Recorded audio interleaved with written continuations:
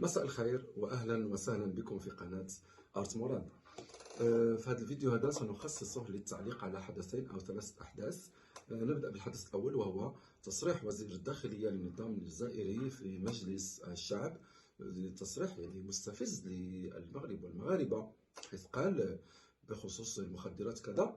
قال جار السوء، يعني وزير الداخليه يحمل المغرب يعني مسؤولية انتشار يعني كيف المخدرات في وسط الجزائر، وكأن المغرب هو المسؤول على توزيع هذه المواد هذه في الداخل الجزائري.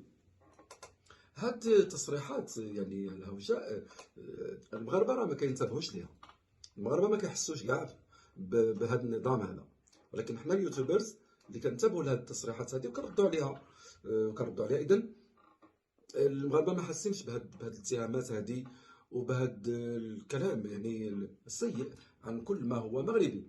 اذا تصريح ديال وزير الداخليه الجزائري قال جار السوء، يعني هذاك يعني ان الدوله الجزائريه عاجزه عن معالجه ملف المخدرات في الداخل ديالها، وكأن المغرب هو المسؤول على توزيع يعني هذه المواد هذه في الداخل الجزائري.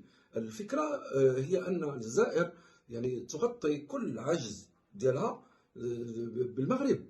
اذا تحمل كل عجز تتسبب فيه، تحمله للمغرب. اذا في المؤخره او في النهايه هذا النظام هذا هو مجموعه ديال الفاشلين اللي كيسيروا البلاد بواحد الطريقه اللي يعني غير معقلانه، غير منطقيه. والدوله كلها، النظام الجزائري كنقصد الدوله، كنقصد النظام الجزائري، الدوله كلها ماشيه في واحد المسار اللي كتتخذ العداء الوهمي ديال المغرب، اللي كتتخذ هذا العداء هذا وهو وهمي، هي اللي اخترقته يعني في الذهن ديالها. ما كاينش هذا العداء هذا في الواقع، هي اخترقت هذا العداء هذا باش تاخذه يعني كمبرر للوجود على رأس السلطة في الجزائر. ها هي الواجهة الأوروبية. الكميات ديال الكيف المغربي اللي كيوصل لاوروبا لا شك انها اكثر بكثير جدا من الكميات اللي كتوصل الى الجزائر عبر الحدود. ومع ذلك الاوروبيين عمر ما قالت لنا شي دوله من الدول الاوروبيه جيران سوء. اقرب الدول الاوروبيه للمغرب اسبانيا كتوصل كميات كبرى، كتفرق في يعني في الدول الاوروبيه، ومع ذلك ما عمر اسبانيا ما قالت على المغرب انه جار سوء. بالعكس، دايره معنا اتفاقيه، دايره معنا شراكه استراتيجيه، شراكه اقتصاديه وشراكه استراتيجيه على مدى طويل. كذلك بالنسبه عندنا توافقات وعندنا شراكات مع دول اوروبيه بحال المملكه المتحده، بحال المانيا، بحال البرتغال، بحال دول اخرى يعني في العمق الاوروبي. اذا كيبقى السؤال مطروح وكيحتاج الى اجابه. علاش هاد الدول الاوروبيه اللي كتوصلها كميات هي اللي كتنقلها، كتنقل كميات كثيره جدا بالمقارنه مع الكميات اللي كتدخل للداخل الجزائري، ومع ذلك عمر شي دوله اوروبيه ما قالت لنا جيران سوء او حكت لنا على هذه المشكله هذه. اذا هذا يعني ان هذا النظام الجزائري هذا كيتاخذ هذه المشكله هذه، كيتاخذها مبرر ل يعني الزياده في الدرجه ديال العداء مع النظام المغربي. والحدث الثاني الذي نريد التعليق عليه هو رسالة النظام الجزائري الاحتجاجية، رسالة استنكارية لرئيس المفوضية ديال الاتحاد الإفريقي بخصوص تعيين ممثلة مغربية لمؤسسة المغرب العربي في الاتحاد الإفريقي. إذا هذه الرسالة هذه كتتكلم بواحد اللغة غير دبلوماسية، ما فيها حتى شي لبقة دبلوماسية، كتستنكر يعني هاد القبول ديال رئيس الاتحاد الافريقي للممثليه ديال المغرب، مؤسسه المغرب العربي في الاتحاد الافريقي. اذا بواحد اللهجه يعني واحد اللهجه استنكاريه اللي كتكلم على التزوير وكتكلم على التهور. اذا بواحد الشكل اللي لا دبلوماسي، ما عنده حتى شي علاقه بالدبلوماسيه. وجاء في الرساله ان النظام الجزائري كيدعم العمل المغاربي. متى دعم النظام الجزائري العمل المغاربي؟ متى؟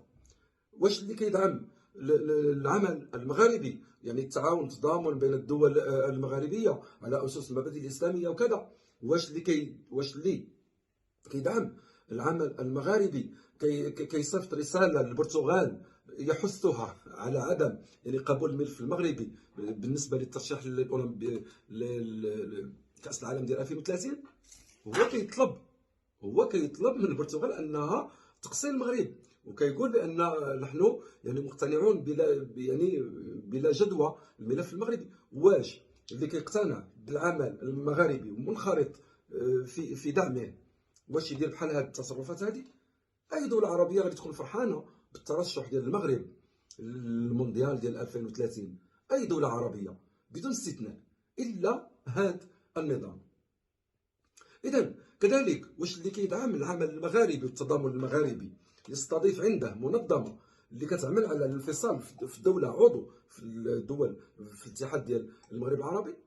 لا يمكن. بل اكثر من هذا، النظام الجزائري كياتي بمنظمات خارجيه اخرى اللي كتدعم هاد الانفصاليين بخصوص ملف الصحراء المغربيه، حزب الله، العلاقات مع ايران.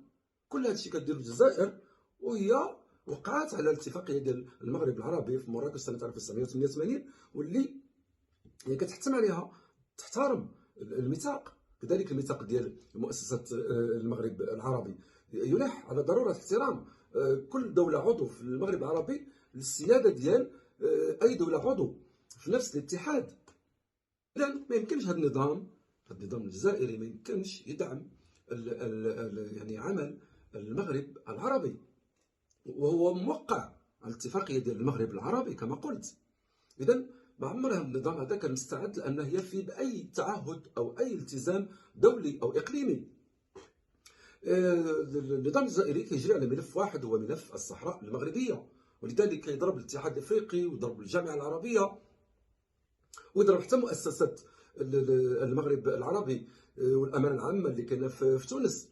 اذا هذا النظام هذا كيخدم على ملف واحد، يبغي كاع العلاقات الدوليه وشراكات وكل هاد يعني الانخراط ديالو في الاتحاد الافريقي، هو كيلعب على ملف واحد، وكيبغي كاع الاطراف هذه حتى هي تلعب مع النظام الجزائري على هذا الملف الواحد وتكون في الصف ديالو، وهذا عمره ما غادي يمكن.